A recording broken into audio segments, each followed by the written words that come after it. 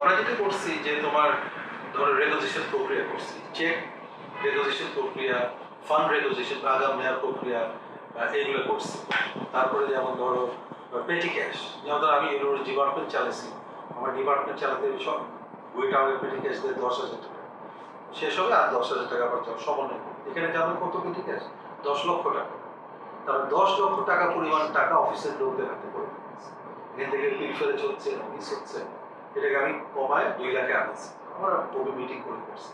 তারপরে চেক দেওয়া হচ্ছিল, ক্যাশ বন্ধগুলি এসিপি ব্যবস্থা করতে, চেক হবে এসিপি, আর ক্যাশ যদি খুব লাগেই বসে তাহলে 1 লাখ টাকা 2 লাখ টাকা বেশি করা যাবে। এগুলো কতগুলো সার্কিট ব্রেকার দিচ্ছে যাতে করে ইয়ে না হয়। তাছাড়া আমাদের কনস্টিটিউশনে বলা আছে যে 10 লক্ষ টাকার উপরে যদি কোনো খরচ হয় তাহলে একটা পারচেস কমিটি থাকতে হবে, যে পারচেস কমিটি চেয়ার হতে হবে একজন ভাইস প্রেসিডেন্ট পদমর্যাদার একজন লোক। তাহলে 2টা ভাইস প্রেসিডেন্ট আছে, যে কোনো একজন হতে পারে, এবং ফেরও থাকতে হবে কমিটিতে। তো ওইটা আমি ফর্ম করছি পারচেস কমিটি।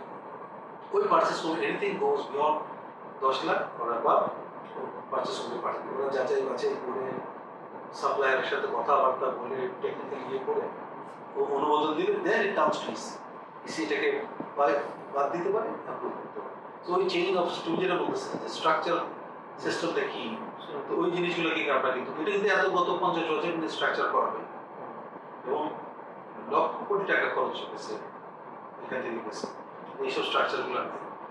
এবং আমি যখন এগুলো করতে যাচ্ছি তখন আমাকে যারা পুরো লোক ওরা বলে না আমরা তো এইভাবে করি না, ওইভাবে করি, আবার এগুলো আমরা এইভাবে করি, ওইভাবে করি। তখন আমি বললাম ঠিক আছে, তাহলে এক কাজ করি, আমি প্রিভিয়াস 2টি টেনিওরের ম্যানেজমেন্ট অডিট করবো, আমি রেগুলেশন আছে কিনা, চেক আছে কিনা, টাকা রিসিপ্ট আছে কিনা, ম্যানেজমেন্ট অফ 2টা টেনিওর করবো।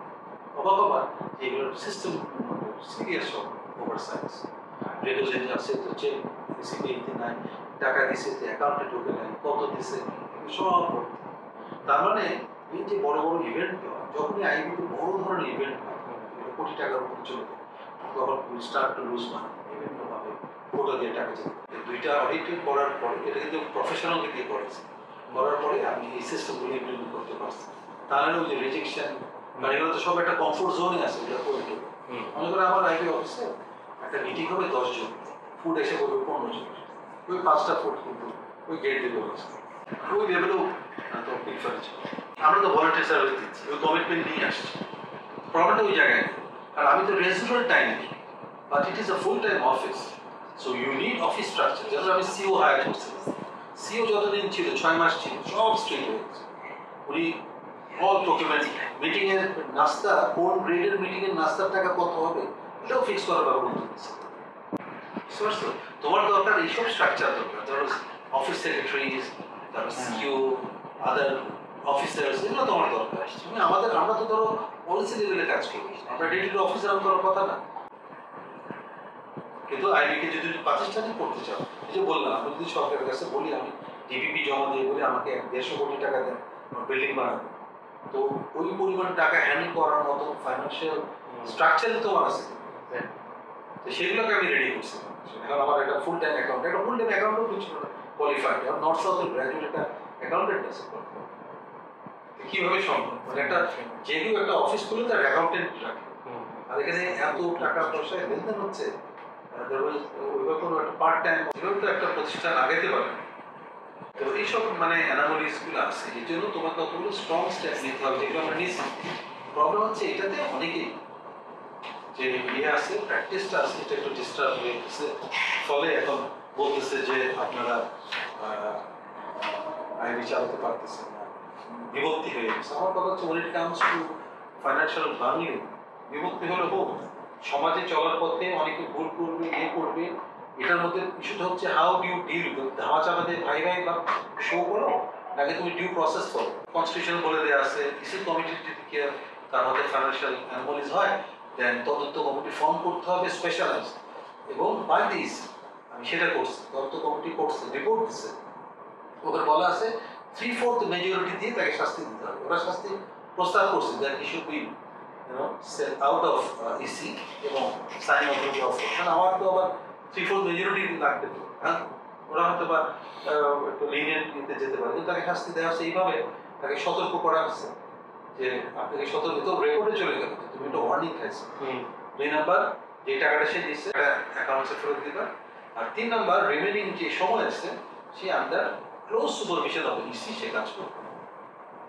এইভাবে ক্লোজ সুপারভিশন বলতে কি হচ্ছে, ওকে আমি সাইনিং অথরিটি ফুল দেওয়া হয়নি, আমি আর জিএস ও রেগুলেশন ফর্ম করে রিপোর্ট সব করে, but when it comes to signing a check okay check এখন আমরা দিই। আমি মেম্বারদের টাকা নিয়ে একবার ট্রিট করি, দিন শেষে তো আমাকে তো অ্যান্সারেবল অ্যাকাউন্টেবল হতে হবে বাই নোয়িং যে উনি এরকম করছে, আপনি কেন তাকে আবার প্র্যাকটিস করবেন নিয়ে গেলেন। এখন যত পারচেস হয় অনলাইনে ঢুকানো যায়, আমি বাসার থেকে বসে দেখতে পাবো, দেখতে হবে পুরো ব্যাপারটা, আমার কোথায় এফডিআর হয়ে আছে, কোন অ্যাকাউন্টে কত টাকা আছে, সব এটা করা আছে। এখন ওরা সব ডেটা এন্ট্রিগুলো করতেছে, ডেলিভারি হয়ে গেছে সফটওয়্যারটা, সিস্টেমে এটা আছে, যেটা ফুলি অপারেশন করার জন্য যত পুরোনো যে রিসিপ্ট টিসিপ্ট আছে সব অনলাইনে ঢুকানো হয়। আমরা কিন্তু যেসব দিছি, আমরা বিডি জবসে অ্যাড দিছি 200 মতো সাবমিশন করছি, ওদের থেকে বাছাই বাছাই করে অ্যাকাউন্টেন্ট দিছি, ডিজিএম নতুন ডিজিএম দিছি, সিও সাহেবকে দিছি, ওয়েলকাম ডেস্কে লোক দিছি। হ্যাঁ, কারণ হয় কি আর্কিটেক্টরা আসলে কোথায় যাবে, কোন অফিসে ঢুকতে হচ্ছে, একটা জায়গায় তো একটা ইয়ে থাকা দরকার, যে রিসেপশন রিপোর্ট করলে ও বলে দিবে কোথায় যেতে হবে, ওগুলা করছি। এইভাবে আরো কিছু কাজ দরকার ছিল আমাদের। আসলে যারা ইসি আছে তাদেরকে মানে ফাইন্যান্সিয়ালি কোনো ইয়ে না করে, যেহেতু আমরা তো মেনেই নিচ্ছি যে আমাদের লাইফে 2 বছর আমরা একটা ভলান্টারি ভাবে এখানে কন্ট্রিবিউট করবো পাবলিক ইন্টারেস্ট, সেখানে তো কিন্তু প্রবলেম হচ্ছে যে ওই জায়গাগুলো লোকগুলো দরকার, তাহলে আমাদের লাইফটা অনেক ইজি হয়, তখন আমরা পলিসিতে ফোকাস করতে পারি।